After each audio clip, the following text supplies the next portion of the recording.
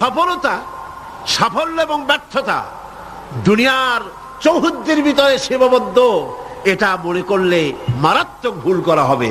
দুনিয়ার এই চৌহদ্দির ভিতরে সফলতার বিফলতার মানদণ্ড সীমাবদ্ধ নয়, বরং আমাদের আরেকটা জীবন আছে।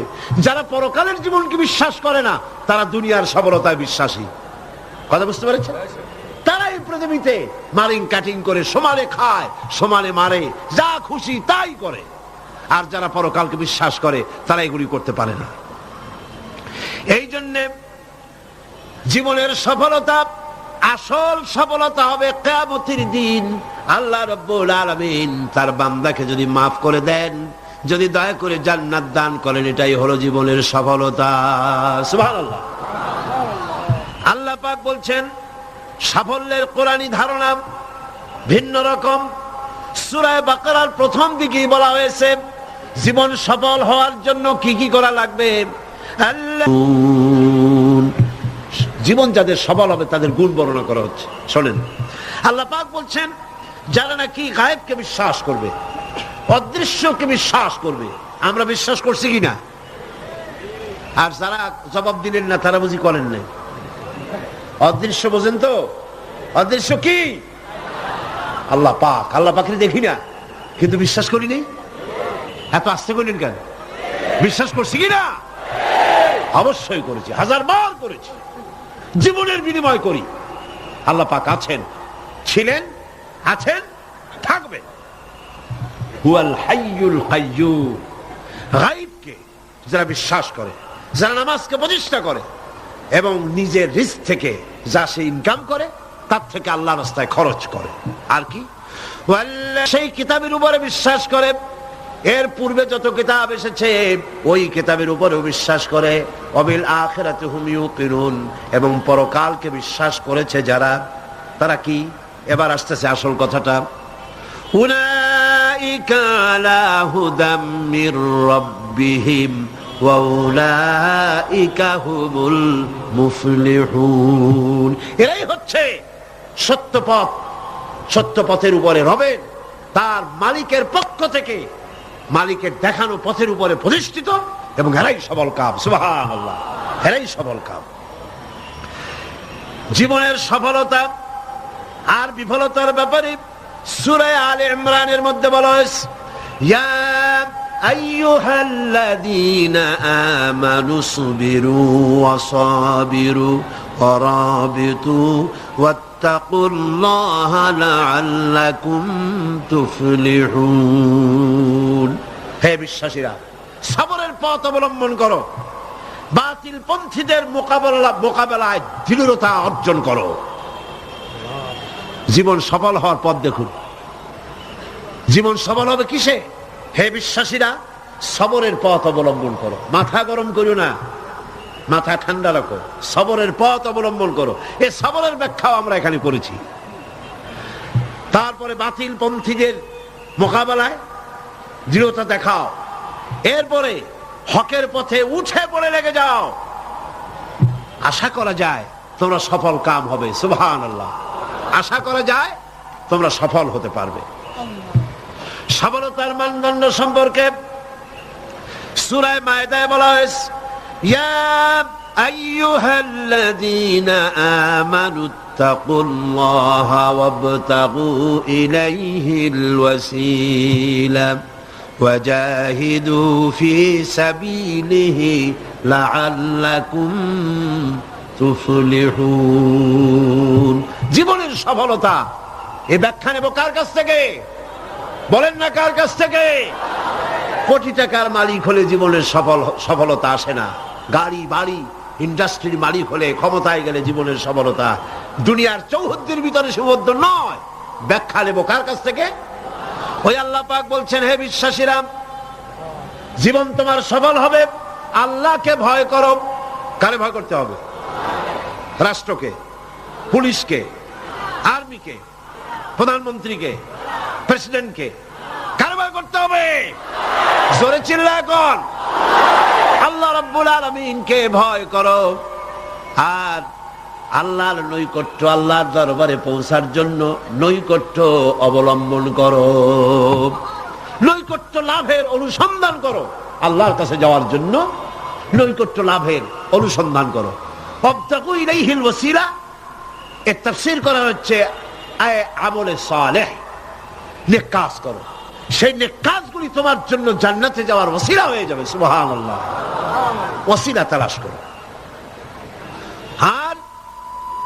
আর হলো আল্লাহর পথে সাধনা করো, চেষ্টা করো, মুজাহিদা করো, জিহাদ করো, সংগ্রাম করো, তাহলে তোমাদের জীবন সফল হয়ে যাবে।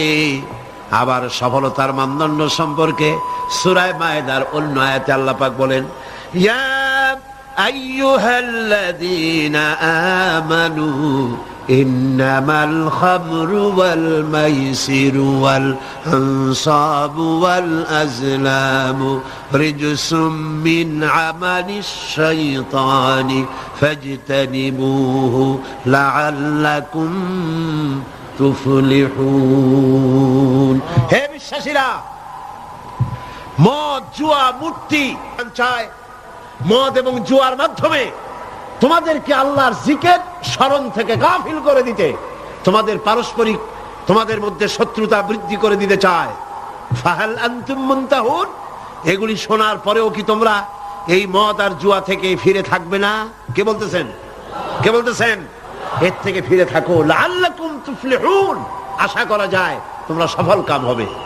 আমরা সফলতার আশা করি আল্লাহ নিষিদ্ধ জিনিসকে জারি করে দিয়ে, আল্লাহ নিষেধ করা জিনিসগুলি চালু করে দিয়ে তার মধ্যে সফলতা আশা করি।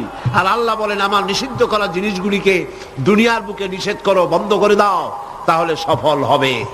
প্রসঙ্গক্রমে আমি আপনাদের সামনে বলতে চাই, 1996 নির্বাচনে আমি পার্লামেন্টে আসার পর মদ জুয়া নিষিদ্ধকরণ বিল 96, এই বিল আমি উত্থাপন করেছিলাম, বিল পেশ করেছিলাম। আপনারা নিশ্চয়ই পত্র পত্রিকায় দেখেছেন, দেখছেন না? সেই বিল উত্থাপন করার পর স্পিকার সাহেব কমিটিতে পাঠিয়ে দিলেন, সংসদীয় কমিটিতে পাঠিয়ে দিলেন।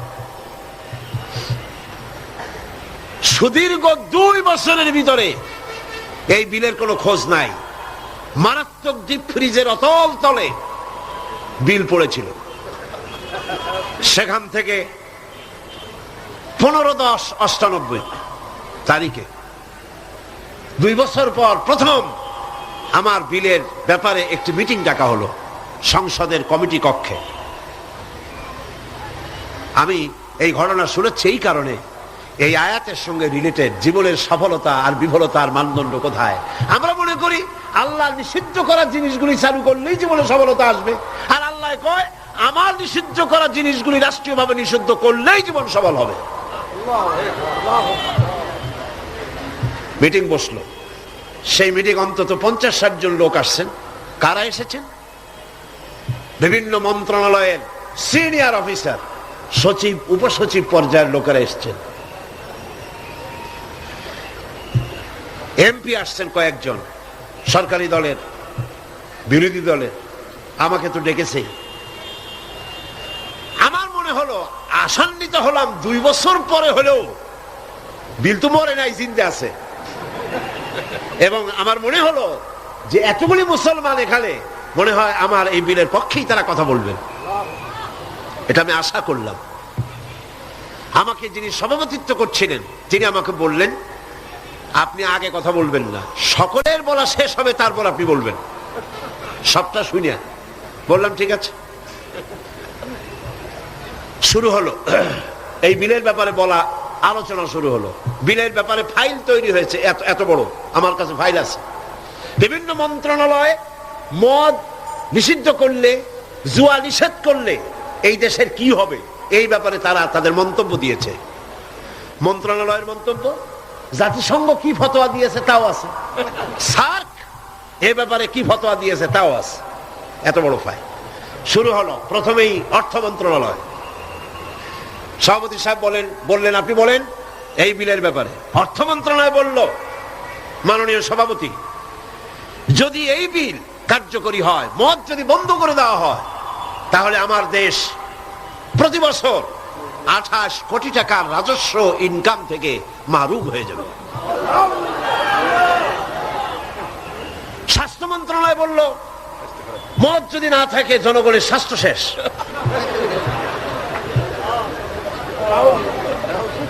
ব্যাখ্যা দিচ্ছি, তাদের বক্তব্যের ব্যাখ্যাও আছে। স্বরাষ্ট্র মন্ত্রণালয় বলল মদ যদি বন্ধ হয়ে যায় উচ্ছৃঙ্খলতা বাড়বে, সন্ত্রাস বাড়বে। কারণ সুইপার, ডগ, ক্লিনার, এই সমস্ত মানুষগুলি এগুলি তারা খায়। যদি তাদের খাইতে দেওয়া না হয় তাহলে তারা উচ্ছৃঙ্খল হবে এবং তারা নানান রকমের সন্ত্রাসে লিপ্ত হবে। কাজেই সন্ত্রাস বন্ধ করার জন্য এটা থাকা দরকার। ইন্না লিল্লাহি ওয়া ইন্না ইলাইহি রাজিউন। খুব হতাশ হলাম এবং মনে মনে ভাবতে থাকলাম যে আল্লাহ, আজকের এই মিটিং এর ছবি তো তোমার ক্যামেরা ধারণ করছে। কিয়ামতের দিন এই লোকগুলি কি জবাব দেবে তোমার দরবারে? আমি তো আমার বাপের বিল নিয়ে হাজির হই নাই, আমার বাপের বিল তো নিয়ে হাজির হই নাই। এরপরে পররাষ্ট্র মন্ত্রণালয়ের পক্ষ থেকে বলা হলো আমরা গরিব দেশ। যুক্তি দেখুন, আমরা গরিব দেশ, ডোনাররা আমাদেরকে সাহায্য দেয়, বিদেশি সাহায্যদাতারা, দাতা গোষ্ঠী, তারা আমার দেশে সাহায্য নিয়ে আসে। ওনাদেরকে যদি একটু মদুনা দিতে পারি তো দিলাম কি, একটু মেহমানদারি তো করা উচিত। এই মেহমানদারি না করতে পারলে আমরা তো সর্বনাশ হয়ে যাবে দেশ। সুতরাং এটা বন্ধ করার অর্থই হলো বিদেশি সাহায্য বন্ধ হয়ে যাওয়া। এইভাবে বিভিন্ন মন্ত্রণালয় বলতে লাগলেন আর আমি বসে বসে কুইনিয়ান গিলতে লাগলাম। সর্বশেষ ইসলামী ফাউন্ডেশন সভাপতি সাহেব বললেন, ইসলামী ফাউন্ডেশনের ডিজি সাহেব, তার নামের একটা মৌলানা লাগানো আছে। তিনি বললেন, মৌলানা সাহেব আপনি বলেন। আমি এই লোকটার চেহারা জীবনে দেখি নাই, ওই প্রথম দেখলাম। আমি ভাবলাম অন্তত সে যাই হোক, নামের আগে যখন একটা মৌলানা আছে, জি, তাহলে উনি এই বিলের